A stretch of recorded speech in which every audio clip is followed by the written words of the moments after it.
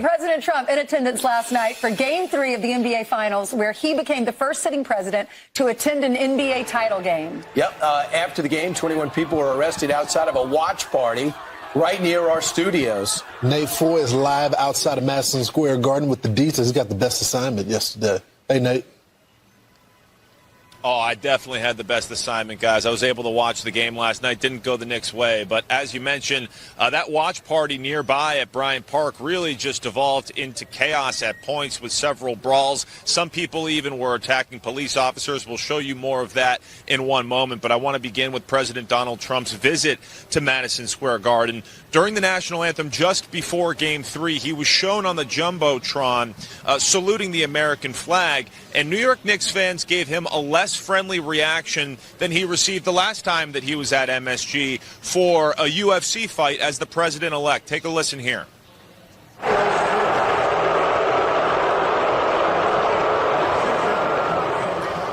So you can see Trump appeared to smirk through the booze as he was shown with New York Knicks owner James Dolan, who invited Trump and is a member of his Mar-a-Lago club.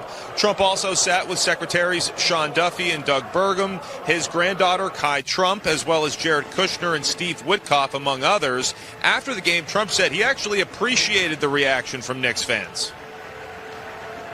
Well, the game was fantastic, well played by both teams. We all had a lot of fun. It was great to watch. Very talented players. What did you think of the reception you got from the Knicks fans tonight? I thought it was great. I mean, I thought it was amazing, actually. Even when they had the camera on me, I thought it was very good. Yeah, it was certainly amazing. It was. I think mostly cheers. It was loud and it was very enthusiastic. Meanwhile, the nearby watch party at Bryant Park turned violent with several brawls, including against police.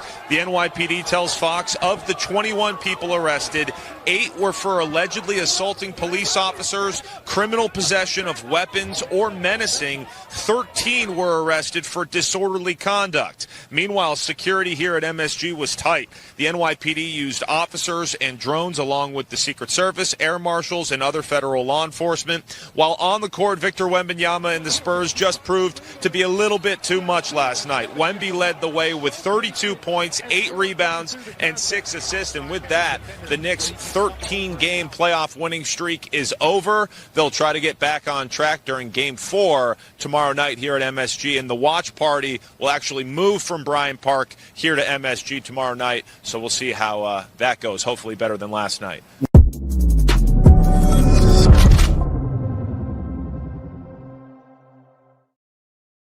All right, ladies and gentlemen, we are back at it again with the white vans. We are very upset this morning about what's going on, although, quite frankly, some of the most important lessons you'll ever learn are the toughest, and a very tough lesson is being learned by Western societies this morning, as there has been a beheading in the streets of the United Kingdom.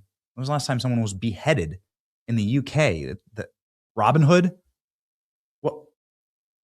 What's happening to our societies? Everybody's asking that question. We're going to cover it this morning, and the reaction has been remarkable. People taking their lives and freedom into their own hands to finally speak out against third world migration. This is going to be the unifying call of the entire West. We're here to talk about it because nobody else will, and we talk about difficult questions on this program, and we do so without fear or favor. Today is Tuesday, June 9th, 2026. African migrant beheads man, Englishman, in the streets of Belfast. Trump greeted by roaring crowd at NBA Finals game. Great. Scott Pressler, Jonathan Bush, who's running for office in Maine, and Pam Everett, who's running for office in South Carolina, joined the program. Today is Voter Day in South Carolina and in Maine, respectively. So we look forward to having both of those leading candidates on the program. My name is Benny Johnson, and this is The Benny Show. Get your coffee ready this morning. Here is mine. This is going to be one heck of a show. The coffee that I drink every single morning that fills our cup and fuels our show is Blackout Coffee. It's made just down the street from me. It's awesome. It's made by Americans. It's made here in America by patriots. Blackout Coffee keeps you powered in order to fight the communists, which are not too far away from here, and I hope we do get into a fight with Cuba. I really, truly do. You can join the coffee club right now. It's a great move. The coffee shows up automatically at your door. It saves you money and free shipping, and you're never out of coffee. Ladies and gentlemen, stack up rewards with patriots who love their country and want us to win. Go to blackoutcoffee.com/Benny. Use code Benny for 20% off your first order. Blackoutcoffee.com/Benny. Join the club today. Upgrade your mornings. I want to begin by talking about what is a government exactly in the West. What are we doing here? Well, most Western countries are set up as republics, meaning the consent of the governed gives power and can take away power from our rulers based on whether you are making decisions that are good for us or bad for our nation. It ultimately means that we get what we want. Over the long arc of history, the majority get what they desire and vote for. It's a great system when it is instituted properly. It is an atrocious system when the rulers and leaders just simply ignore the will of the people. I ask you a tough question. Has any politician, Republican, Democrat, Socialists of America, Libertarian, Tea Party, has any politician from any stripe anywhere ever asked you permission to bring infinity third world migrants into your Western societies from cultures that are, without question, incompatible with the West? Cultures that make your life worse. And we know that because you don't want to live in Sudan. You don't want to live in Somalia. We'll explain why. And if you do, then fine, go move there. Like Somalis don't even want to live in Somalia. No one ever asked. Yet this has been the policy of multiple political generations. This happened in the 1960s when we started doing this to our land and to our people. The promise of slaughtering our best young men in wars against communism or wars against fascism in Europe and in foreign soil is that we wouldn't have to fight here at home, that we would have peace here at home. We'd have a global rules-based order where we were in charge and where we could live peacefully in our time. That was the lie. Because as soon as those wars were over, within a decade, our political class moved to import our enemies here upon our soil. Why did they make that choice? GDP numbers? The threat of being called racist? A desire to control us because if things are too peaceful, then we can be rid of our politicians easily. If we are fearful of our lives every day, we demand more government. We demand the government to come protect us. So why not bring all the murderers, rapists, child marrying inbreedists into our nation? How could you say these evil things? I'm using the United Nations. Oh, numbers, man. I'll show them to you. Somalia is the world leader in cousin marriages and child brides and genital mutilation.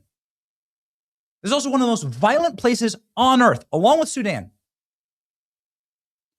Why would any Western society, how could you ever explain to any Westerner whose grandfather fought in World War II, allegedly to give them a better life and a more peaceful country, why you would bring people from the rape and murder capital of the world into their neighborhoods? The Swedes that built Minneapolis, that founded Minnesota, has anybody taken the time to explain to them what 100,000 Somalis, how that would be good for the society that they built? That would somehow enrich the society. They say diversity is our strength. It's the opposite. In fact, diversity is our weakness. Because if you have a bunch of people that are incompatible with your laws, justice, tradition, language, you can't speak to them on the street. They live in clustered communities that do not assimilate, that take practices from their home nations or their religion and steal from us the lives of our children, steal from our treasury hundreds of millions of dollars. In what universe is that a strength? It's not a strength. It's not a strength in your marriage. Diversity isn't a strength in your marriage. Speaking a different language than your wife. Diversity isn't a strength in your business. Working with a bunch of people in your business that don't speak English, that don't share your customs or traditions or work ethic. That doesn't work. Diversity isn't your strength on your sports team. Donald Trump was at the Knicks game last night. No. Cohesion and sense of purpose and actually homogeneity in your performance, values, and systems is your strength in any successful system and institution. Somehow our leaders have, without permission from us, decided that the leaders of ISIS should be living on public assistance. Here, a story from the Telegraph in the United Kingdom. The wife and children and family of Somalia's Islamic State leader, the ISIS leader, a mass murderer in Somalia, they all live in England in social housing. The English are paying for the mass slaughter of Somalis and their own people. This is what it looks like to replace a population. This isn't some conspiracy theory. The Great Replacement isn't a theory, it's a fact. Look at this. Foreign-born residents of the United Kingdom. There's 64 million foreign-born in the European Union. That's 14% of the entire population of the European Union. Born outside of the European Union, 47 million people were born outside of Europe. That would generally mean North Africa or the Middle East. These numbers are astonishing. Luxembourg, 52% of the population of Luxembourg is foreign-born. Malta, 32%. Cyprus, 28%. Ireland, which we will be talking about in a moment, 23%. Sweden, Germany, 20 and 21%. Why do the leaders of European nations and our nation hate the native, of European descent, of Christian descent populations of our lands, the people who founded and created our lands? Why? What is happening here? It's malevolent, it's evil, and it always ends the same way. Ladies and gentlemen, there was a Somali migrant. Some people say he's from Sudan. Some people say he's from Somalia. I'll explain to you in one moment why it doesn't matter. A Somali migrant was arrested for trying to behead a British man face down in the streets of Northern Ireland yesterday. When was the last time there was a beheading in Northern Ireland? Probably in the William Wallace days. I think that's probably the last beheading was 1,000 years ago. Why is this happening today? It's happening today because you brought in people who have no right to be in Northern Ireland. What I mean by that is that a Somali or a man from Sudan could not make it to Northern Ireland. They couldn't build a boat and boat there. They couldn't build a plane or fly there. They don't have the resources to get there themselves honorably. They couldn't work their way into Northern Irish society. They have enough problems of their own. There's no argument for this other than the replacement of the native populations of Ireland or the create street horrors that cull the population into begging for more government. Somalia and Sudan are the most violent places on earth. So if you bring people in from those nations, what do you expect is going to happen? It's not magical rocks, meaning that Italy isn't Italy because the rocks there are Italian. If you moved every person from Italy or Japan or China into a different regional space, then that space would become China because it'd share a language, a culture, traditions, a sense of order, a sense of law, a cultural sense of belonging, If you took every Italian and moved them to Florida, you took every Italian out of Italy and put them in Florida, you'd get Miami Beach, right? You'd get Italy. Here, Florida doesn't have magic rocks. Florida is simply Florida because Floridians live here. But if you replace us all, it becomes something totally different. The food, the culture, the music, all of it would carry with the people. The people are the culture. So where are the politicians explaining why we need Sudanese culture in the West? What is Sudanese culture? Sudan is experiencing extremely high levels of violence due to an ongoing civil war. Sudanese armed forces and rapid response. This has caused many tens of thousands of direct deaths, widespread atrocities, including ethnic targeting, mass killings, rape, looting, massive displacement, famine. Oh, look at this. Ethnic targeting and mass killing. So you're bringing in people who are ethnically targeting people who don't look like them or aren't from the same tribe and are mass killing them through beheadings. And now you're concerned that there are beheadings in your once peaceful nation, the nation that sacrificed its best sons and daughters on the beaches of multiple world wars. I mean, D-Day, Remembrance, June 6th was just like a couple days ago.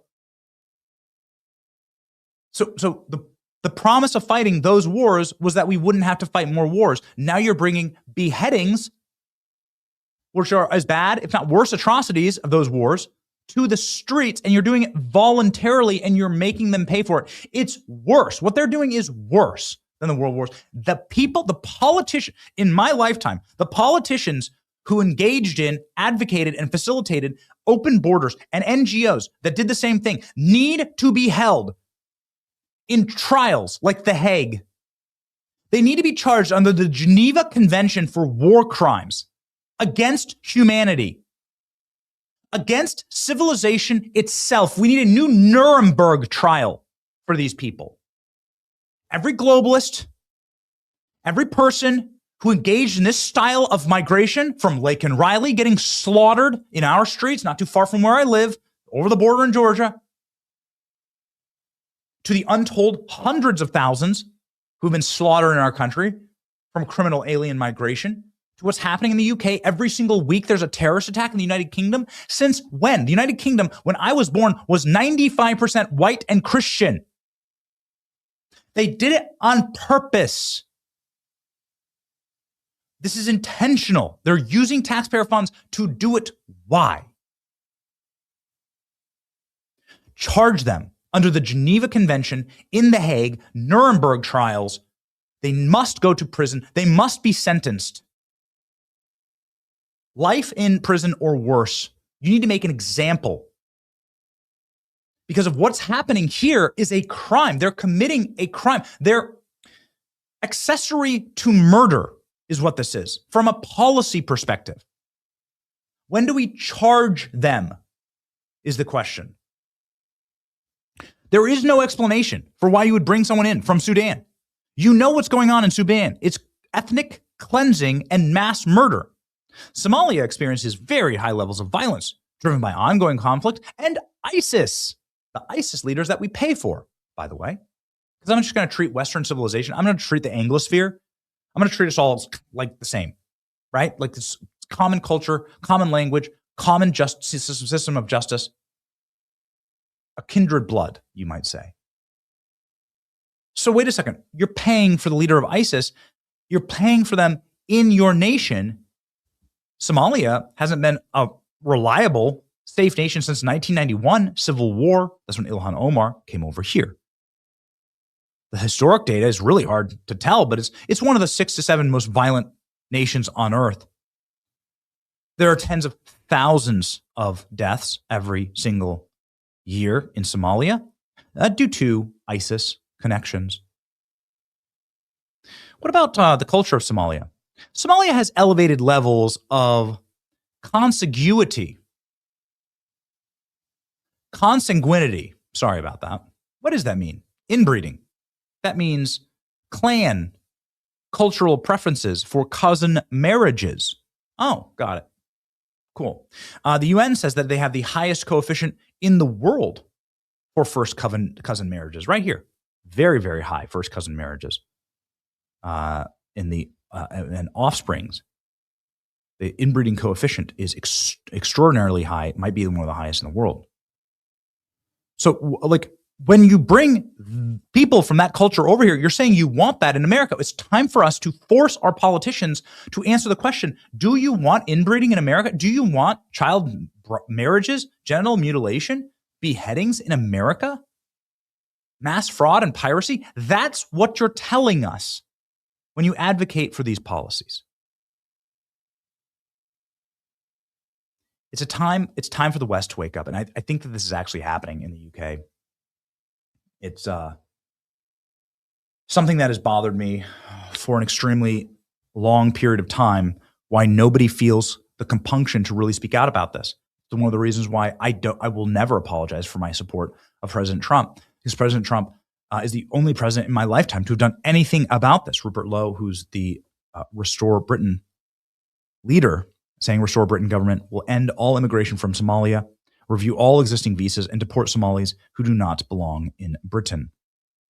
What happened in Belfast last night, says Nigel Farage, most likely the new Prime Minister of England when they have another election. The authorities must reveal the identity and status of the attacker immediately. The public are entitled to know the truth.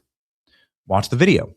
Face the brutal reality of mass third world migration. It's ugly, filthy, devastating. Don't look away. The politicians and activists facilitating this are directly responsible for the rape, gang, stabbings, and beheadings. That's exactly right, and we must charge them. We have to. I really like this take. Shoot, I seem to have lost it. Get me Sydney Watson's take on this, ALX, please. Sydney Watson's take from this morning is excellent. Look at this. Mass deportations. This is the image coming out of the UK that says you are led by a suicide cult that wants the systematic death of your culture and people. How did he arrive? What's on his visa? Is he working? Is he on benefits? Living in social housing? Criminal record? Who authorized this exactly? Doing this in Parliament. No, ALX is from this morning. You can check the recording. But there is a boiling anger now in the West. So many people sounding off this. Just a reminder that people that make videos like this in the UK, they can go to prison for it. This man stepped in to stop the beheading. There are some reports that the man who is being beheaded has died. I don't know if they're confirmed. From Rupert Lowe. Prime Minister, we've seen a video from Belfast. Full details of the savage's nationality, immigration status, and religion must be made available to the public as a matter of urgency. The British people need to know the full truth. This is not a strength. I am tired of pretending that it is. And this is the face. What do you mean you're worried about savages beheading you? What do you mean? Huh? Isn't it worse to be called a naughty name? Isn't that worse? This is the hive mind, the groupthink, the brokenness of the fanatical left-wing white woman who would much rather feel good about herself looking in the mirror that she's not part of the cruel right than look out in the streets and see her countrymen being beheaded, raped, murdered, and know that she was advocating for all of it. I watched the video. This is the one. I watched the video. I have to say, these videos light a rage in me where I can't even describe. Sydney Watson is Australian. I'm so angry. I'm so sad that white countries continue to put up with this because of tolerance, because being called racist is more frightening than watching your countrymen get hacked to death, stabbed, raped, and mutilated. I'd rather be called a racist all day long than stand back and watch my fellow people get their heads hacked off by a 50 IQ foreigner from Africa. I'm just done. And I don't have time to get through it because we have a stacked show today, but it's just post after post after post after post of really popular YouTubers like this guy, really powerful people with millions of followers, taking their lives in their own hand, their freedom in their own hand, because, again, they can be arrested for posts like this in the UK and saying we've had enough. There's going to be a massive riot in Belfast at 7 p.m. And Like, this is a great example. This guy has millions of followers. For years, I've not been vocal enough in the UK about immigration and for fears of being arrested. But now I've changed my mind. Immigration, legal and illegal, is the number one threat to the United Kingdom. What happened in Belfast yesterday? I'm happy to go to jail for speaking up about it. This is what these people. We can speak freely in this country. Imagine what they're doing in the UK. They're taking their lives in their own hand. With over 2 million followers, a serious risk that I could be arrested for saying what I'm about to say. I don't care. Every single immigrant in the UK must be deported. If they are not a net positive to the country, Keir Starmer must immediately release the nationalities of the terrorists who tried beheading a man. Time and time again, almost every single week, a tragic terrorist attack is brushed under the rug because it's carried out by an immigrant. Whether it's foolish or religious rights allowing Henry Nowak to bleed to death, massacring young girls and being given free rein in prison to now do this tragedy in Belfast. If you don't speak English, you must go. If you don't like our country, you must go. If millions must go, then millions must go. The only fix is mass deportations, and I don't care about the consequences of saying that. Britain has never been more dangerous. The real numbers of foreigners in this country are far beyond what they report. If I'm not in prison, I'll be running in the next general election, and it will be out in the forefront to save the United Kingdom. May God save and make our nation great once again. There is a revolution happening in the UK. I worry that without a fix here, the revolution may be a civil war between Christians and Muslims on an island that's in the North Atlantic, like nearly in the Arctic Sea. Parts of it touch the Arctic Sea. Well, how could it have come to this? The failure of our leadership to listen to the people. Joining me now is a man who is constantly calling out the failures of our leadership and our leaders. Somebody who's gut checked many of them through raw political power. His organization, Early Vote Action, Scott Pressler, just off a fresh round of wins, is truly a man who knows what we are talking about here. How do we hold the powerful accountable? Scott Pressler joins the show live right now.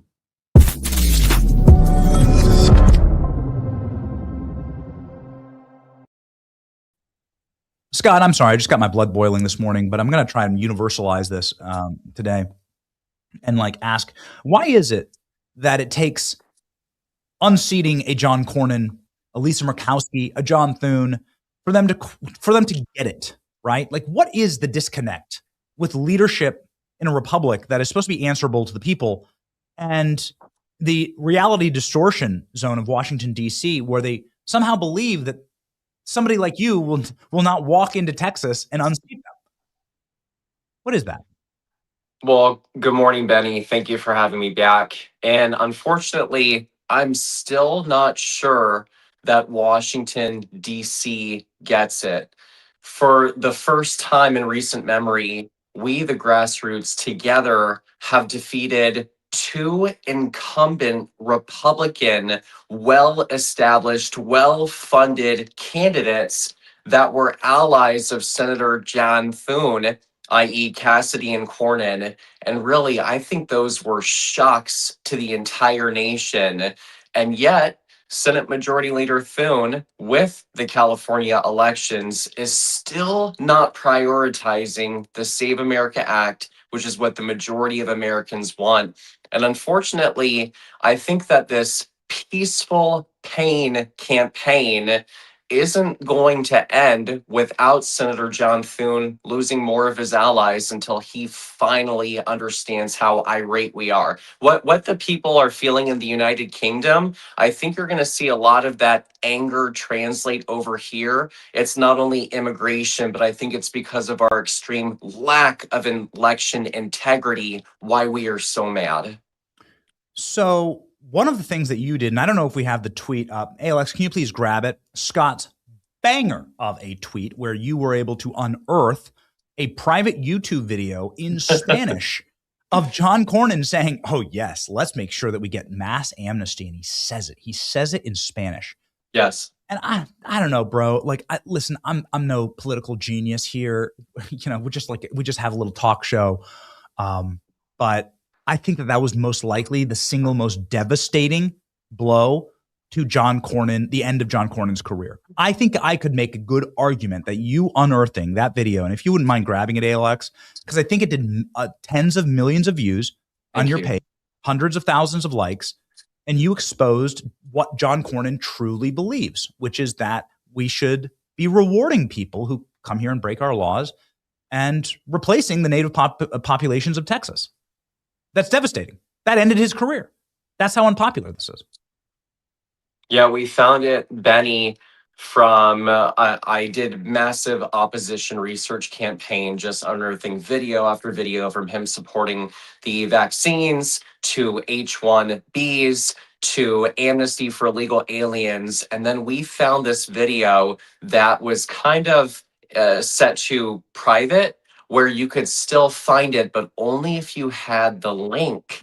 And so we showed it on social media, and within about 3 hours, it had disappeared from YouTube. And then within another 48 hours, it was back up, but only again if you had the link. So clearly, he was no longer proud of his pro amnesty background and his pandering to illegal alien communities in order to gain votes. And actually, I want to thank Congressman Brandon Gill, because he bucked the establishment. He bucked the system. We need more Congressman Brandon Gills in Texas and across the country. And he was one of the first people to actually support Ken Paxton. You know, it's interesting because there is a through line about the protection of Western civilization and our once peaceful societies and the order that is required in order to do that. The Save America Act is about that order. Yes. This has become, of course, the rallying cry for our entire base. Mass deportations was one at the convention in 2024. I know you were there and you saw the signs and you did the chants with me. But dude, like the real crux of the issue is, can illegals vote in our election and steal our voice from us? That's it. I mean, that's become the test. And why are our leaders failing that test? Well, you know, Benny, it's been very difficult because with the previous administration under Joe Biden, everything was under lock and key.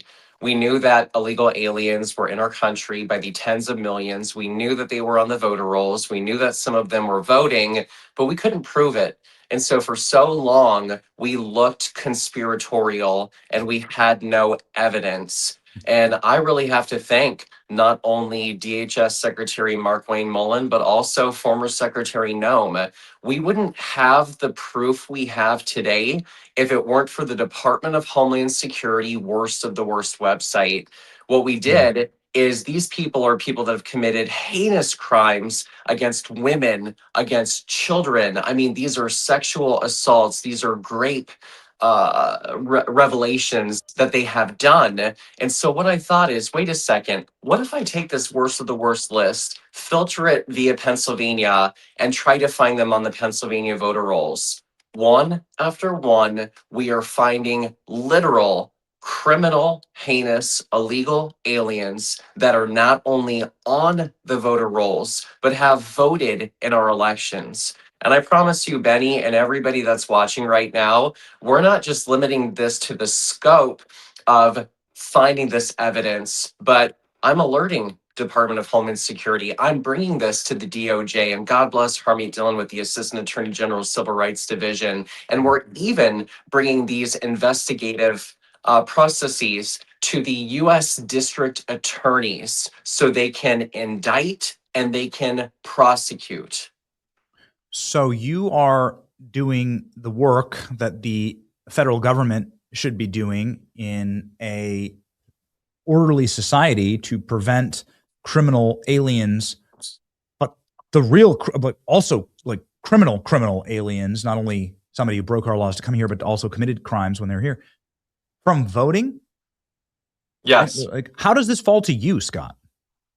Well, how does it fall to Nick Shirley to expose Exactly. Somali fraud in Minnesota? Exactly. How does this fall to people like you to give me a platform? Well, really what I want people to take away is, if you are recognizing a grave injustice in society, please note that at our core and principle of being a conservative means Don't wait for the government to give you permission to take action. You right now at home, you have the authority, you have the agency, you have the capability to manifest your own destiny right now. And if the government is not going to be our problem solver, then it is incumbent upon you to be the solution maker.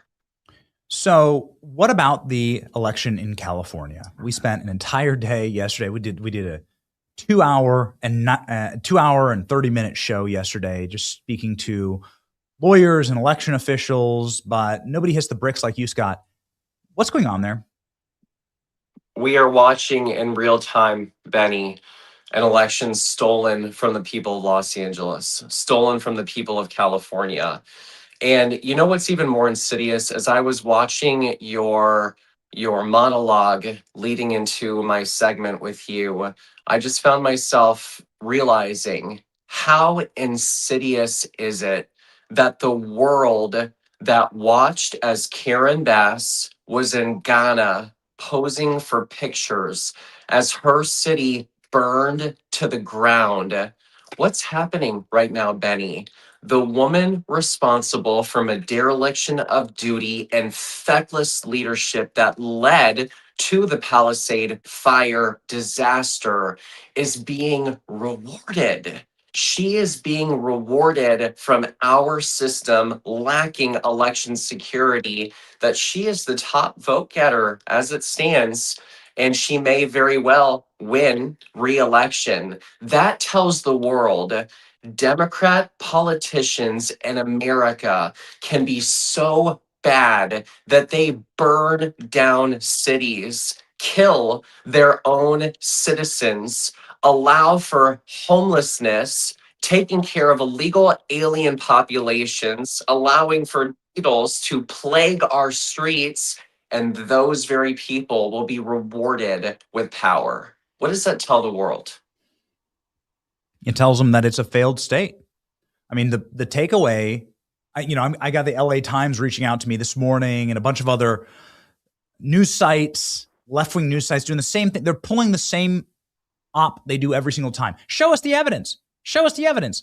I can show you the evidence. It's empirical. Your systems are broken. You have a system designed for fraud. You have a system designed to deliver a specific result to a specific candidate and be untraceable. You've broken your systems. So that's the fraud. When the State Department doesn't acknowledge or says there's a rigged election in some third world hellhole, they don't go through and show a bunch of ballots and say, we didn't signature verify this person, right? We're the State Department. They don't go through and show a bunch of unmarked ballot. The State Department says that the elections were rigged because of the faulty systems in that country. The election breakdown, we don't believe the results that Kim Jong-un got 99% of the vote because there was a guy with a gun standing inside the polling center. And this is the equivalent of the LA Times being like, well, Saddam Hussein got 99% of the vote. He's very successful. He's doing great. The systems are broken. And so they always do that. They always run the same thing. Where's your evidence? Where's your evidence? Instead of going out and finding it themselves, which is, I guess, what you and I are here to do. So James O'Keefe has footage of them paying homeless people to vote. There have been the people who did that pled guilty to it. How, Scott, nobody knows better how to register people to vote and the various laws all across the states. How do Democrats rig elections in California? On many voter registration applications, assumedly I haven't looked at California recently, so pardon me, there's even a space where it asks for your driver's license or social security number. If you don't have either, it has a third box that says, I do not have a driver's license or social security number.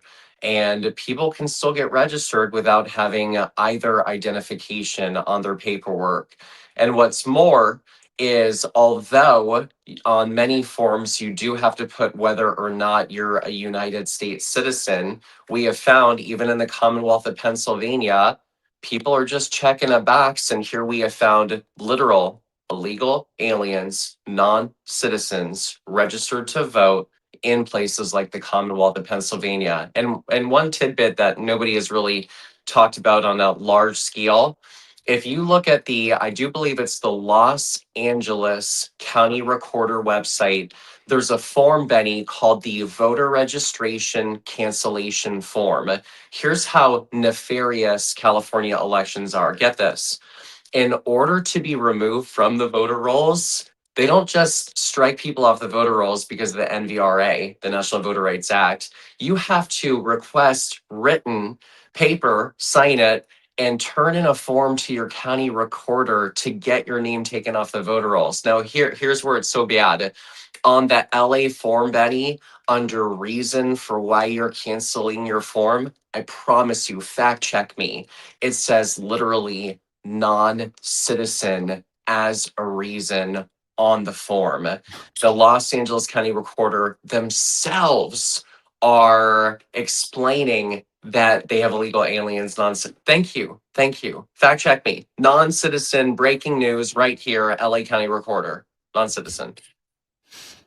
Scott, you always have an uplifting message, no matter what kind of show we're doing. You've been coming on the program for years in really dark times and times where it seems like all is lost, right? They're raiding Donald Trump. They're trying to put everyone in jail. What is your uplifting message about the California election? What can Californians do? There are 5 million Republicans in California that are being disenfranchised. I think it's a civil rights issue, quite frankly. But it is. What can Californians do? I know there's a voter ID proposition on the ballot. What more? This is very important. So the Department of Homeland Security, they have something called the SAVE database. The reason why the Save America Act is called that is it's not just Safeguard American Voter and elections, Safeguard American Voter elections, but it's the SAVE database, which is the Systematic Alien Verification for Entitlements. That database, what it does is every person that's registered to vote, it takes their lawful social security number and puts it next to the voter database and will tell you if people are actually lawful American eligible voters. Now, if you're in a Democrat state with a Democrat California governor and attorney general or secretary of state that will not implement the SAVE database, did you know that your local county recorder can contact DHS and implement the SAVE database without the authority or agency of the Secretary of State or the California governor? I'm going to put this on every person's heart that's listening in all 50 states. If you're in a blue state, I want you to reach out to your county recorder, especially if you're in a Republican county like Orange County. Imagine if we got the SAVE database instituted in a place like Orange, where, by the way, Michelle Steele, Benny, lost her election by fewer than 600 votes. You, the person watching right now, can be that citizen journalist helping to get election security, bypassing your horrible government at the state level, and make sure that we have election security as you are also getting people out to vote for Steve Hilton, a Republican gubernatorial candidate this November, and as you are getting people to vote for the voter ID initiative this November in California. And last thing, because I do want to say a word of thanks. I know I'm talking forever. Thank you to every single person that voted to defeat Senator Cassidy in Louisiana. Thank you to every single person that voted to elect Attorney General Ken Paxton as a Republican nominee, defeating John Cornyn. And last, thank you to every person that helped in Indiana with the defeating of the Republican state legislators, because those elections, those wins that we are racking up with the congressional gerrymandering Democrat scams that we are defeating all over the country, I am optimistic that we can win this November. I am. I love hearing that. I never regret just turning the keys over to Scott to give a monologue to uplift people and point everyone in the right direction. Scott, we'll be in California later this month. I'll text you afterwards. I really hope you can join us. It'd be fun to do like a rally for voter ID. it'd be fun to take some of this energy that everybody has on this pent up angry energy and maybe like go do something good in the state of California. Something I've been wanting to do for a long time. And I'll text you about it. Hopefully we can put it together at the end of this month. Okay. Let's do it. And I will see you at the Texas State Convention where you are emceeing. And congratulations on that big get up as well. Okay. All right. Yeah, I'm not going to wear a cowboy hat this time. That's literally that's in my contract. There's no contract, but like they just text me. And I'm like, yeah, totally. That sounds awesome. Sounds like a great time. But last time I was in Texas, I wore a cowboy hat. I felt like cultural appropriation, Scott. You know, it felt like I was stealing something. And so everybody follow Scott, the man who prevents Democrats from stealing election. Probably our greatest secret weapon on the movement to keep America free is the great Scott Presler. Support him, follow him, and Godspeed, Scott. I'll see you soon. May I do a quick plug, Benny? Please. I am now an author as of today. And here you have Donald J. Trump with me. Can we go big on this? Can we put Scott full screen here? In the Oval Office. I'm now an author with The Persistence, available on Amazon. And the last line of the book, Benny, I started Do we have off the as Amazon? Do we have the Amazon link here so we can put it up on screen? Thank you. I'm sure we can grab it quickly. There it is. The Man, last, that was fast. That was fast, boys. The last line is, I started off as a dog walker and I ended up in the White House. And I want people to know that through hard work, through sheer dedication, and dare I say persistence, that you can go from the doghouse to the White House. And I want people to know the power of one. It's amazing. Well done, Scott. God bless you, man. I'll see you this week. I'm excited about it. Everybody buy Scott's book. If it's not already, we're putting the Amazon link in the description of the show. You can get Scott's book today. What a great shot, man. What a great book cover. That's the alpha shot right there. And man, I think you're taller than both of them. So there you go. Definitely have better hair than JD. I'm not sure about Trump. We'll poll the audience. Thank you, Scott. Godspeed. Thanks, Benny. Bye.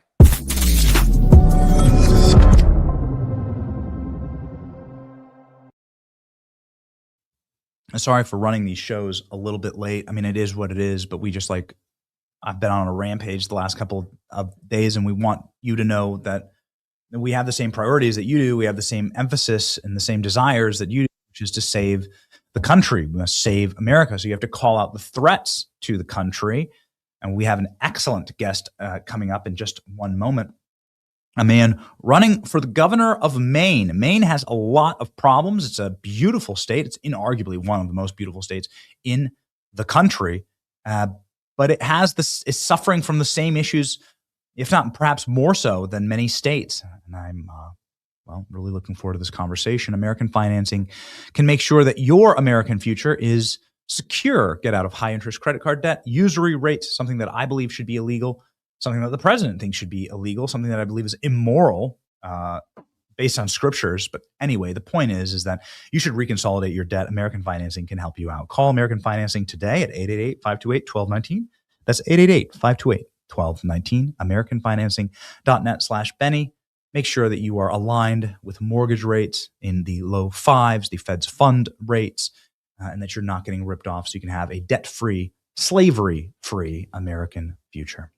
All right, ladies and gentlemen, welcome to the show for the first time, somebody that I'm very much looking forward to speaking with, Jonathan Bush, who is the candidate for the governor of Maine. Yes, that Bush family, a storied history and a storied past in Maine, family that's loved Maine for a very long time, and a man who's seeking to fix this state. Welcome, Jonathan Bush, to the program right now.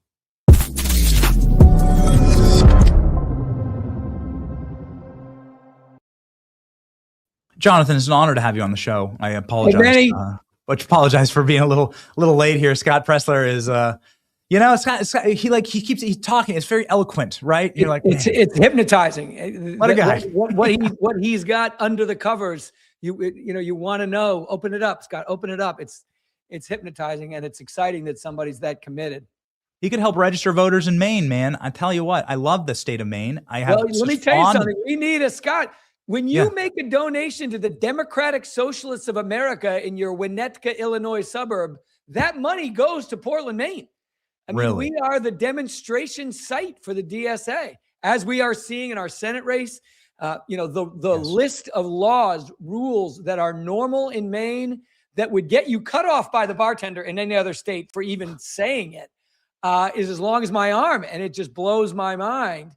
But it's exciting to see, a little bit of kickback, a little bit of backlash, a little bit of whoa, let's get the pendulum back. Even among non-traditional Republicans, there's like what do you mean the boy plays in the girls? We had a boy win the state championship in track and field, girls track and field. You can see all the girls going, what? It's just crazy, made normal by repetition. And it's exciting to see some real hunger to make not normal, nor every word. The word justice has been, through repetition, made into something I don't recognize as justice. Social justice, environmental justice, as a crowbar to beat the American dream over the head in this state. I mean, I knew we were in a bad economic state. We're number 49 out of 50 states for economic growth, 41 out of 50 states for our schooling.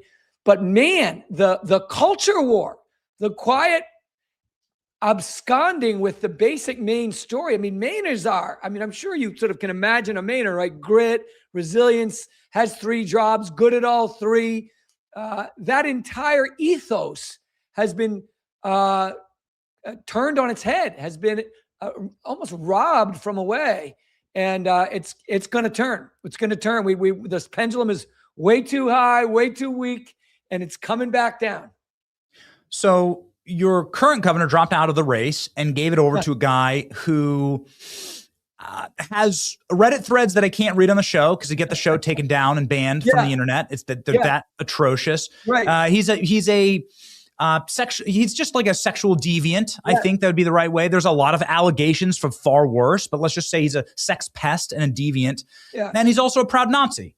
And Democrats are embracing all of that. This guy's gotten away with murder because we're all trying to decide, was he a scumbag? But he's not a scumbag. He's almost recently. No, he's still a scumbag.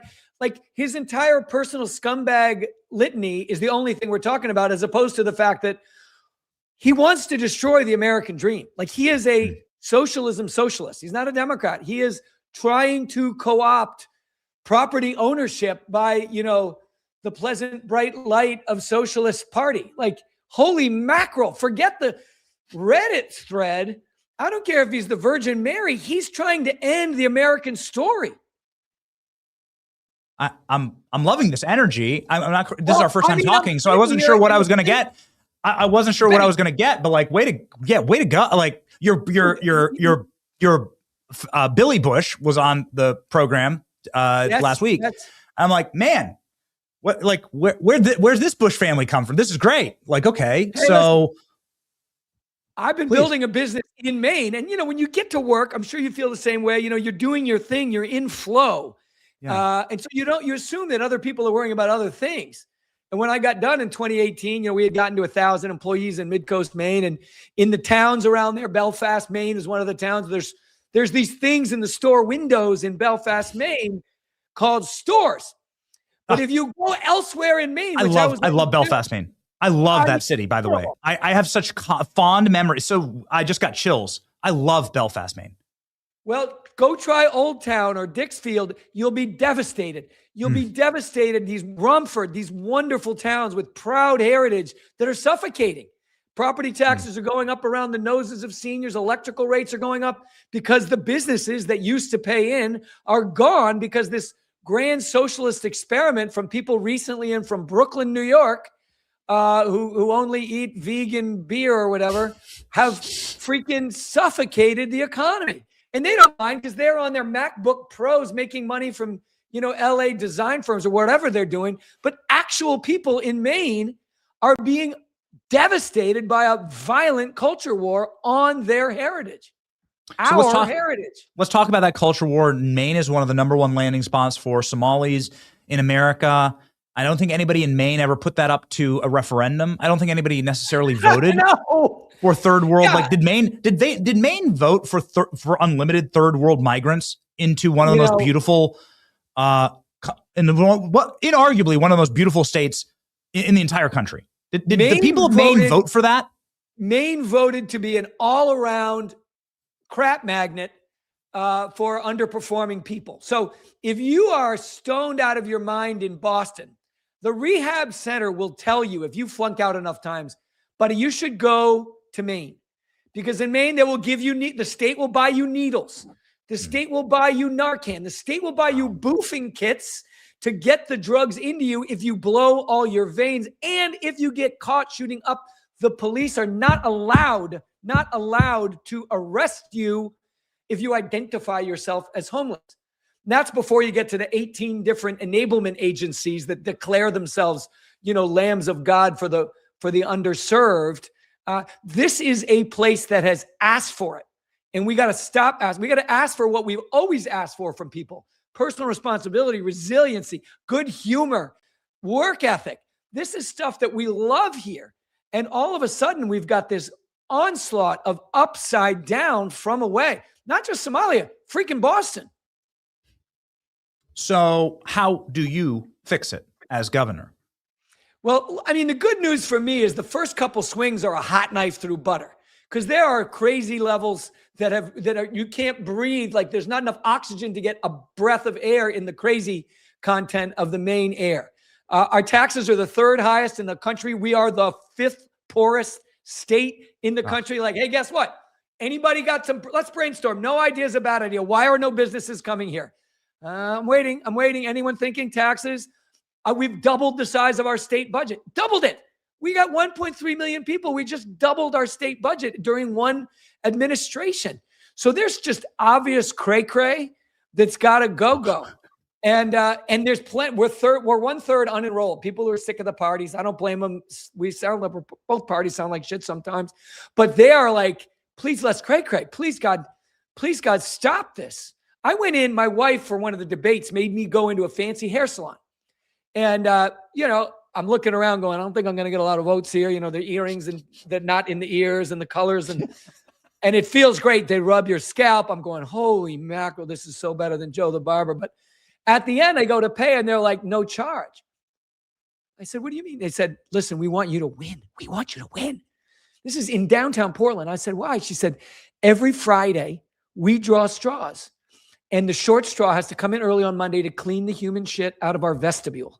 Come on, man. Whoa. That's a real thing in Maine right now. And if a landlord can't get any tenants, the city has decided that the way to fix it is to fine the landlord for not having things in their store window. Fine how about apologize? How about make the climate possible? It's the most, you started with how much you love the climate, the community, the natural beauty of Maine. I mean, you got to work to suffocate this economy. You got to try, because we got the best people in the world and we're the best place in the world. But this class war, people from away thinking that this is their demonstration site, that we're weak enough and small enough that their dollar will go further to bring forth the bright light of socialism or whatever Bernie Sanders preaches. It makes me so angry that we're getting used as a little rope-a-dope toy for other people's virtue signaling at vegan wine and cheeses, in the suburbs of LA. It's amazing. I saw some polling yesterday that the Temecula Valley, the valley outside of Los Angeles, that is a Republican stronghold, that they voted more for Trump than the reddest county in Florida.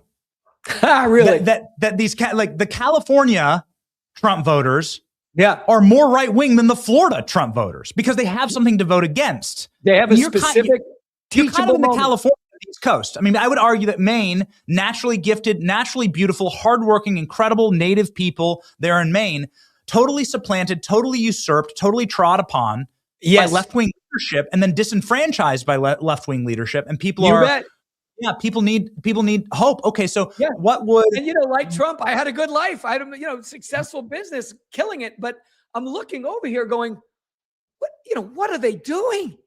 These guys have taken nuts to a new level.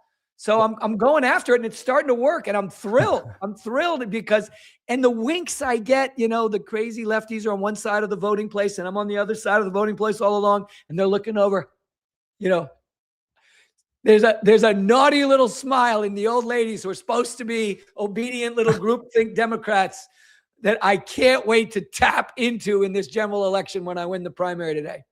So who's good? The primary is today. So and you're polling great. There's a lot of contention. Who's gonna, with somebody who votes for you, what are they going to get on day number 1 of your administration? Yeah. What are three things that happen right away? You think about the way we learn things. Like you get this little prefrontal cortex where you try to do something for the first time. And it's like, God damn it. The first time I tried to land a plane, too high, too low, too high. Now I can be talking to you and landing a plane without anything because it's made its way to the back, to the big dinosaur part of my brain. I have been building businesses in Maine for 30 years. I have brought 4,000 medical offices to Maine, flown them in, introduced them to the Mainers that'll be serving them, bought lobster, got them drunk, and put a contract on their airplane seat as they head home. I know how to sell Maine and grow the economy. I won't be thinking about it. There won't be a blue ribbon committee. And I've run turnarounds. I managed $30 billion of healthcare payments across 116,000 doctors with no fraud, real-time transparency of every penny. This little state's trying to build a little tiny UK. I love the session on the UK, the tragic decline of England. They think they want to build the English National Health Service here. All the candidates on the other side are proposing this, a government system. And meanwhile, their little Medicaid plan, they're leaking out every orifice, fraud, waste, abuse. So I fit like a glove into the near-term proximate urgent problems. I can do them without thinking about them because I've done them my whole adult life.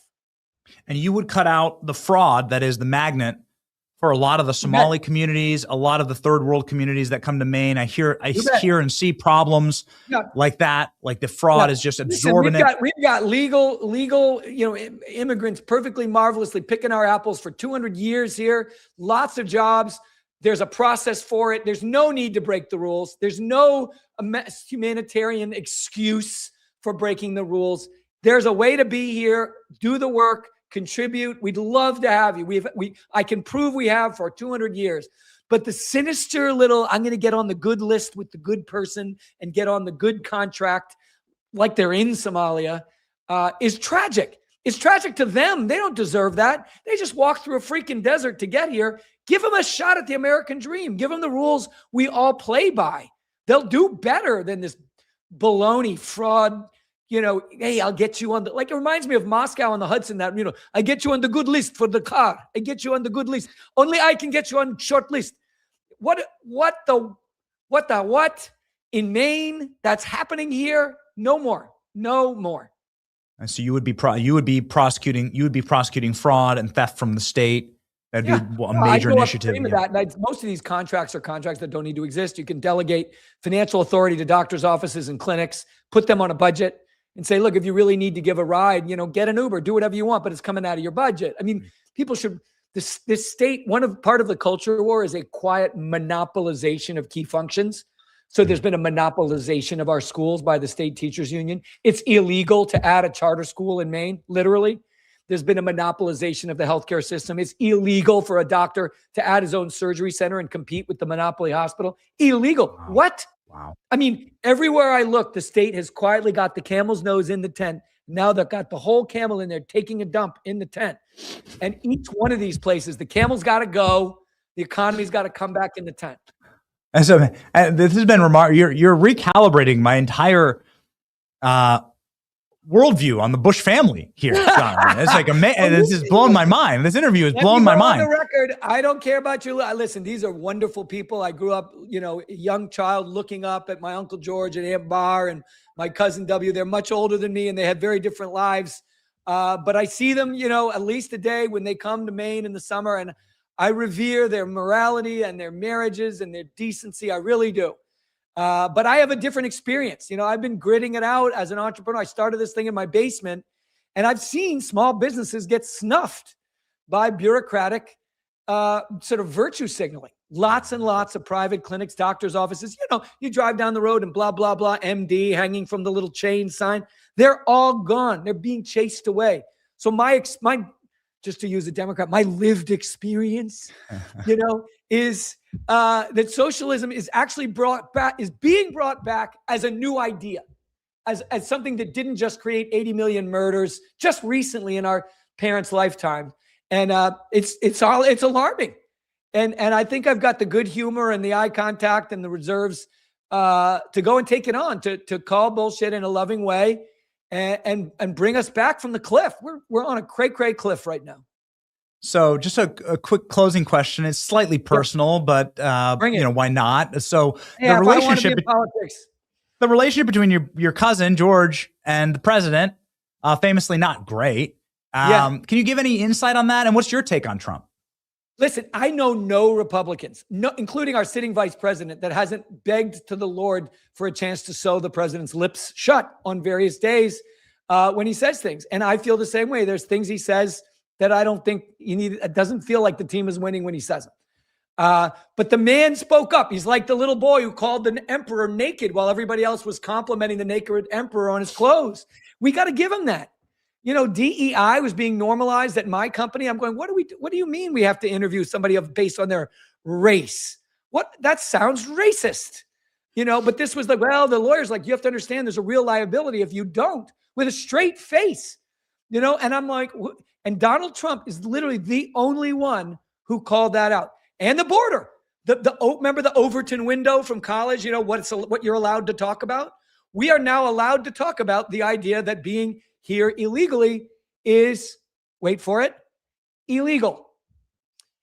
And so, I don't know, could a guy who doesn't make me furious at what he says to people who don't deserve to be insulted, could a different guy have done a better job I don't know. But we took this road and it worked on several dimensions that we ought to be grateful for. And I think that's the message that somebody like me can deliver without causing the no kings, the crazy like a mouse in church or whatever. And George and Trump. Now I'm prying. George and Trump. Do they ever talk? Have they ever spoken? Believe me, when I get a minute with George, I'm talking about love and God and soldier. I don't want to waste a minute on anything that pisses him off because he's such a beautiful man, and I feel so lucky. He's 79 now. You forget that, and he has lived a life. When I get a chance to kibitz about politics, it's Maine politics. It's state senators I got to deal with. It's, voters I got to grab. And he's I know a lot of you love to hate him or whatever, but I get 5 minutes with him and see how long you can try to hate that guy. He is a beautiful man. So a lot of people who have private time with George W. Bush say, and I think it is really important to separate the man from the policy. There are some people that are terrible men with great policy. Some people with terrible policy that are great men. I think that is frankly important, and it's good to be honest about. Yeah. And 100% of people, not 90, but 100% of people who have mattered in leadership have screwed up. I have been since I was made platoon leader in the Army. I have been leading groups of people against missions since I was a boy, and I have made countless devastating mistakes. And I know I will going forward. It's the man in the arena poem, right? I mean, blaming him for getting it wrong or not cross-examining, about the whatever. Okay.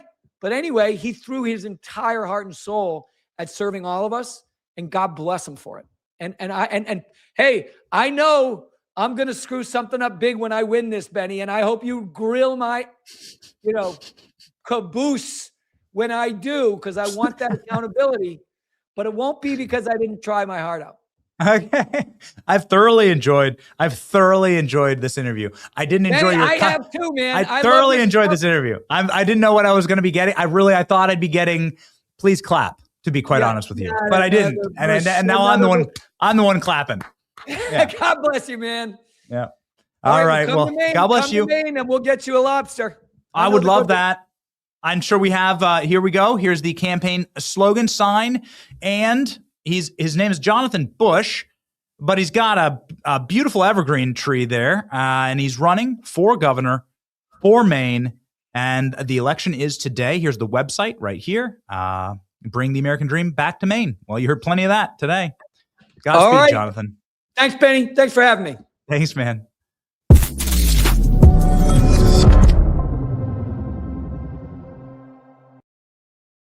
Ladies and gentlemen, just too many interesting interviews today. And I apologize. Just sometimes I can't. I was like, wow. What was that? What was it? Could we travel back in time and transplant that energy into George W. Bush as president? I think you might have gotten on another Trump. Honestly, like that was based and scorched earth and very interesting. And well, that's why we do the show. Pam Everett is the lieutenant governor of South Carolina. And she's been extraordinarily patient. She's a Trump-endorsed candidate for governor of South Carolina, a critical state. Pam Everett, my apologies there, is running for governor today. South Carolina votes today. South Carolina has embarrassed all of us in the South by not getting rid of a gerrymandered racial district that is illegal. And we're going to talk to Pam about that right now. She joins us live.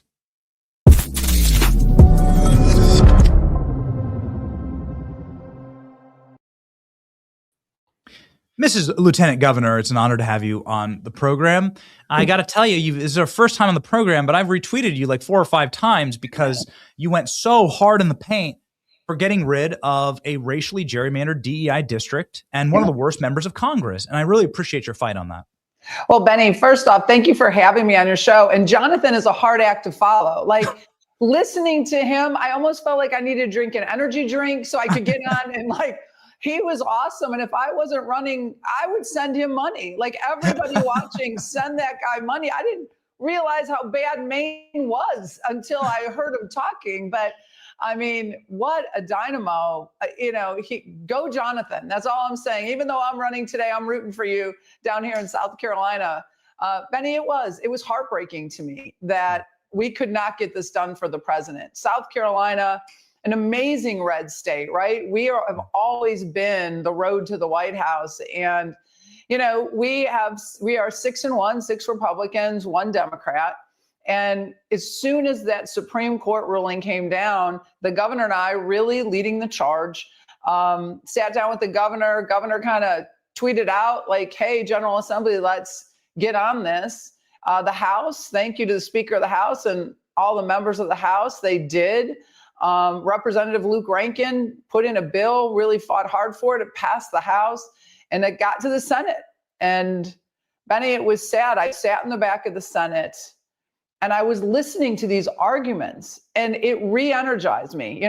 30 days out from this election, you're so worried about winning, you almost lose sight of the fact that even though South Carolina is a bright red state, we can't lose our momentum and we can't have Republicans. I mean, literally, the majority leader in the Senate was giving a speech about how we are better than that, right? And we shouldn't come in here and rush this through. And I'm thinking, can you possibly believe that's right? Because if this was in reverse, the Democrats would have came in, they would have put up an amendment, they would have voted it, they'd have shoved it down our throat, they'd have been having lunch, we wouldn't have known what hit us.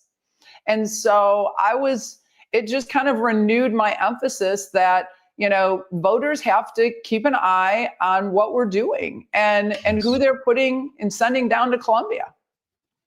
Yeah, Mr. Lieutenant Governor, I just don't have an explanation for this. It's probably one of the more egregious gerrymandered districts in the country. It's on your screen right now. I have 1 million kids, 5, 4, 2, and 1 are the ages of my 4 children. And they draw all day. And my 2-year-old would be able to draw a better line than this. My 2-year-old hopped up, on a juice box, would draw a more fair map than what South Carolina has right now. There's no way to explain this other than, racial gerrymandering in order to steal a seat away from the people of South Carolina. It's egregious. You're saying the argument was decency? Like, is that like, well, you're still buying that? People are still like, oh yeah, they wouldn't do it to us. They would do that and so much more. I kept saying, I was the face of this. I was proud to be the face of this redistricting. And, news interview after news interview, that's what I kept saying is like, we deserve to send President Trump 7-0. We should send him seven strong conservative Republicans to fight for the American First agenda. I mean, the president has done so much for this country, laid it on the line, didn't have to do it. They've gone after him physically 3 times trying to assassinate him, gone after his children, gone after his businesses. And, all he was looking for was a little help in DC.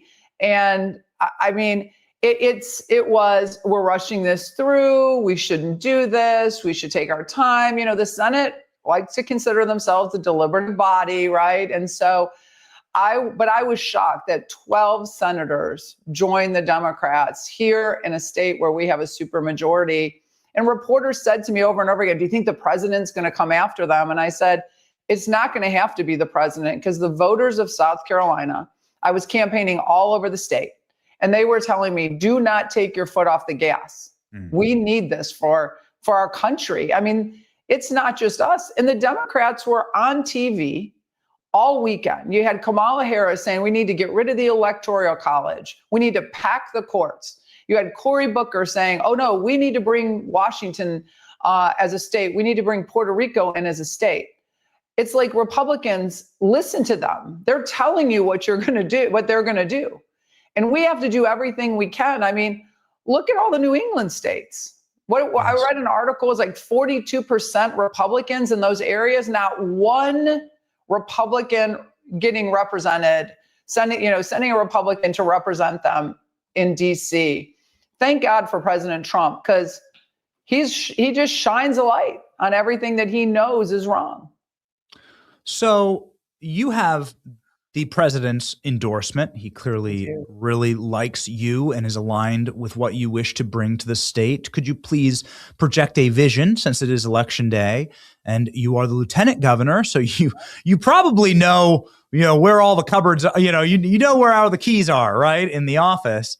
And so what happens day one of your administration? I assume you'd be able to fast track a lot of these policies. And if you don't mind, you just called out this graphic. We actually made this graphic at our site. So here it is. This is exactly what you said. 42% Republican representation, 0 seats. That's what New England has. So just a call for. Okay. So what happens on day one, Pam? Well, Benny, day one, I mean, Jonathan has a whole different bag of problems he has to deal with on day one. And I'm glad I have the problems I do and not all of his. But on day one, we're going to eliminate state income tax. Because when you look at all the southern states, and I'm a business person, Benny. I mean, I spent my entire career, I started a business in an office in my home. I grew it into a national company operating in 49 states. I'm a business person that got a call from the governor who said, hey, I want somebody to run with me that understands business, that has signed the front of paychecks. And I was feeling like government was getting so intrusive that it was almost a calling. Like, okay, I've grown this business. I'm going to step away and try to do something good. So I'm just a business person that came over here to make a difference and bring some business principles. So I know putting money back in people's pockets is number one here in South Carolina. Getting rid of regulations, over 80,000 regulations on our books here in South Carolina. And so for me, it's about sunsetting all of them, bringing them back up in front of the General Assembly, which over the last 8 years being lieutenant governor, I have gotten to make really good relationships with many of the Republicans in the General Assembly. I think I've earned their respect, and we can get a lot of things done. And getting rid of these regulations, eliminating our state income tax, one of 2 states that allows the General Assembly to completely elect our judges. The governor and I have not been for that. For years, we've been saying that the governor should appoint, the General Assembly can confirm. It should be based on merit. It should be term limited. And we should have a review process, because it's no shocker to anybody. You turn on the TV and you see judges just falling off the rails, letting career criminals back out on the streets. We want to make sure here in South Carolina we have a mechanism to remove those judges if need be. So President Trump, when he called me, said, I know all the players in this race, and I'm picking you because I believe you're the only one that can bring the America First agenda to South Carolina and keep it here. Make sure we protect American businesses, American workers, and American farmers. So one issue that, of course, is near and dear to everyone's heart is how do we, in fact, redistrict the state on top of all of those, which are amazing. And it makes me very jealous because, like, if there's another tax-free state in the South, my goodness, I thought Florida had it, the corner market on that. You're never getting Disney World, though. Let me tell you what, Pam. Let me tell you, Pam. That was the funniest thing when Nikki Haley was like, "Come on, Disney, come to South Carolina." I don't like, no hard feelings here, but like, I don't think that's gonna happen.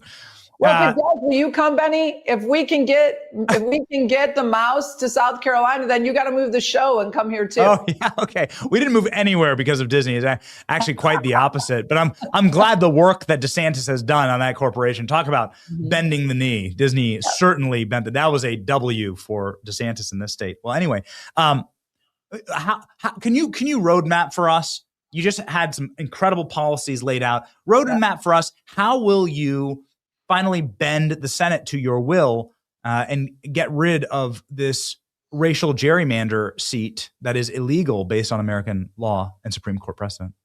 Well, when they come back into session, it's going to be top on our list to get things done. And, the governor here in South Carolina, you have the power of the bully pulpit, but I serve all people of South Carolina. Senators, they serve their district, and is reaching out and getting people in their district involved in reaching out to their elected officials. The Senate is up for election in 2028. And so they're going to be really listening to the people in their districts. And when those people start emailing them and saying, listen, we want this done, then I think you're going to see the senators actually bend the knee to their constituents, because we had a very popular congressman in this state that voted to impeach President Trump. And he went from really high polling to getting voted out in the next election. So, conservative voters here in South Carolina really watch the issues. And I think our senators will take note of that and do the will of their people. I can't believe I missed this joke. I normally don't miss this joke, Pam, but it was we had a tough night with the kids, so sometimes I'm not exactly on my game. I can't believe I missed the Disney joke with Lindsey Graham and the bubble wand. That would have been the greatest thing ever. Lindsey Graham would probably be totally for Disney coming to South Carolina. That dude loves Disney. I've never talked to the senator about that. So I cannot confirm or deny what the senator would like to do. You don't need to. There's a photo. All right. We don't need to go there. I can't believe I missed that one. Here we go. Better late than never. Better late than never. You got it out. We love South Carolina. It was they were beautiful to us during the South Carolina primaries. We spent a number of days there. And I love the state so very much. I think you'll do an amazing job. You're leading the pack in the governor's race. Maybe a final word to everybody hitting the polls today in your state. Well, Benny, thank you so much for having me on today. And to everybody, get out and vote.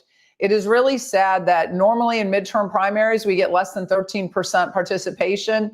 Apathy is not our friend. So get out, do your civic duty. Let's cast a vote. And look at my resume. There's a lot of people in this race. The president said it well when he endorsed me. A lot of people in this race, but pick somebody that has the resume to do the job. I was a successful CEO in the private sector, and I've been sitting at the right hand of the best governor South Carolina has ever known. We are a conservative success story here in South Carolina. And so I've sat at his right hand now for almost 8 years. And I'm ready on day one to make sure we do all the things that are important to the people of South Carolina. And just one final critical, very quick question, Pam.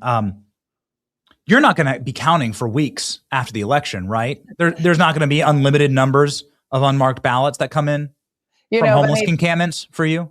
Absolutely not. It is shocking to me that they're still counting ballots in California. And I remember doing press for the president on election night, and I was up on the risers, and I can't remember what outlet asked me because, they said, hey, do you think the president's going to call foul on this election? Because they had already had problems in Pennsylvania that morning, like by 7:20, they had problems. And I said, if people don't want the president to call them out, then do the right thing. Allow poll watchers in, make sure everything's running smooth. My mom's 97 years old. She lives with me. And she can remember when her and my dad would go to vote, they would literally punch a card. And by the time they went to bed at 11 o'clock, they knew who won all the elections.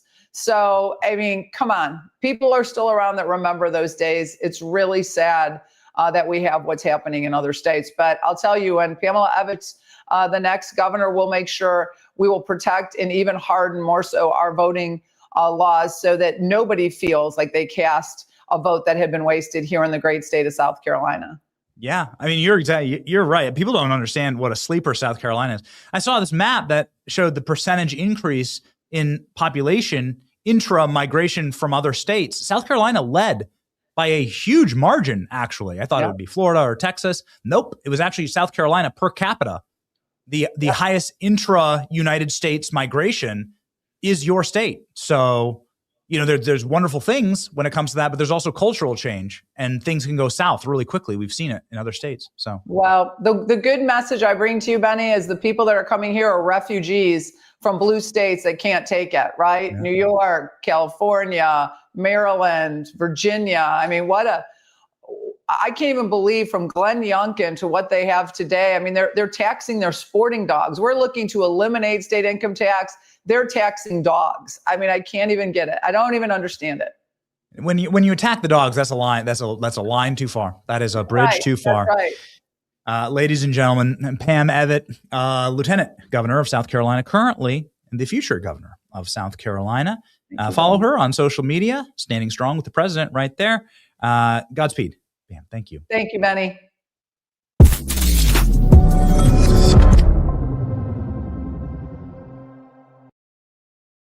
Ooh, ladies and gentlemen, we have it's always fun. It's always fun to roll through this show. Kara is our booker on this program.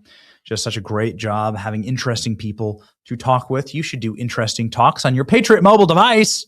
Come on. You knew we'd get a Patriot Mobile conversation going here on this show. Patriot Mobile, ladies and gentlemen, we'll be chilling with them in Dallas, Texas, then also in California.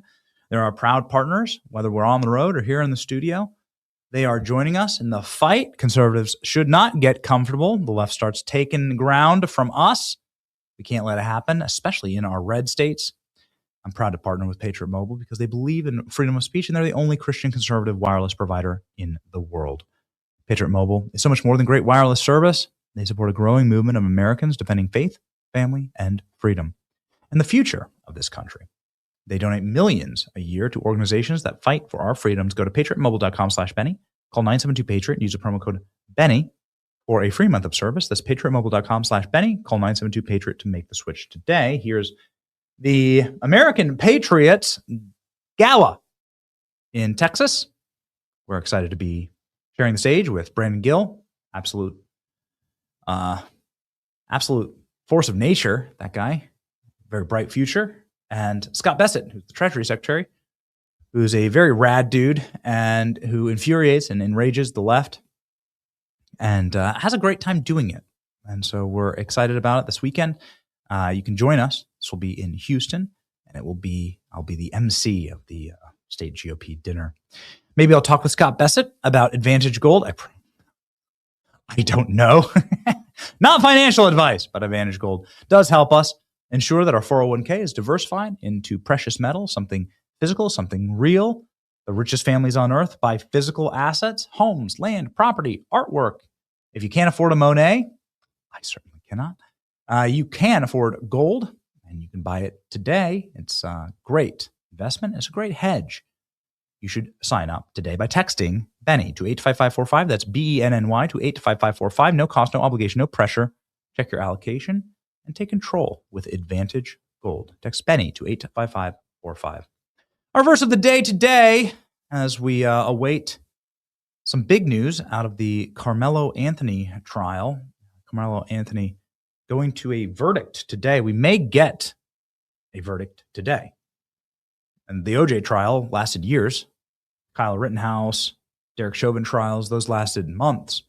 Carmelo Anthony trial has lasted just weeks. A week, I think less perhaps. And so expect a quick verdict in this very, very sad circumstance that brings us to, probably going to be the subject of the show tomorrow. I expect a verdict today. I expect the jury to return in minutes, frankly. They're doing closing arguments right now. But what does it mean? We need Jesus. We need Jesus as a country. Young 17-year-olds stabbing each other, killing each other, degeneracy, the evil and demonic forces of rap music and criminal culture that is pervasive. It's terrible. And you see a story about it every single day. That is just a lost culture, man. And it's the same way as it's always been. That's the point of the show. You don't want to bring that into your nation. You want to exercise that because we have a Christian government in this country. We are built for a moral and Christian people and none other, says John Adams. And so the only way to fix that is through faith, through prayer. Our verse of the day from Proverbs 31, a prayer. Speak up for those who cannot speak for themselves, for the rights of all are destitute. Speak up and judge fairly. Defend the rights of the poor and the needy. We're speaking up for the people who can't speak for themselves. We're talking about the harsh realities of the UK because they'll be put in prison if they speak up by their government. We, thank God, won't yet. Speak up and judge fairly. Please let that be our prayer today in the Carmelo Anthony trial. Judge fairly. Do not let this monster or his family get away with murder. We need justice. Pray for justice today and march with us on to victory. It's your boy Benny. Thanks for watching. See ya. The truth gon' be faith and freedom on your TV screen. Stand up strong, battle through the night. The Benny Show's here, bringing liberty to light. From the speeches to debates, Benny sharp like a blade, cutting through the lies, watch the truth cascade. With the warrior's heart, this man never fades. You know it's prime time when Benny invades. From saving the nation to stories untold, the Benny Show's a storm, see the truth unfold. Stay in the loop, let freedom take hold. Salting all the libs, soul never sold. It's the Benny Show, where the truth gon' be. Faith and freedom on your TV screen. Stand up strong, battle through the night. The Benny Show's here, bringing liberty to light. Liberty to light. Bringing liberty to light. Liberty to light. Bringing liberty to life. From the speeches to debates, Benny sharp like a blade, cutting through the lies, watch the truth cascade. With the warrior's heart, this man never fades. You know it's prime time when Benny invades. From saving the nation to stories untold, the Benny Show's a storm, see the truth unfold. Stay in the loop, let freedom take hold. Salting all the libs, soul never sold. It's the Benny Show, where the truth gon' be. Faith and freedom on your TV screen. Stand up strong, battle through the night. The Benny Show's here, bringing liberty to light. Bringing liberty to light. Bringing liberty to light. Bringing liberty to light. Bringing liberty to light.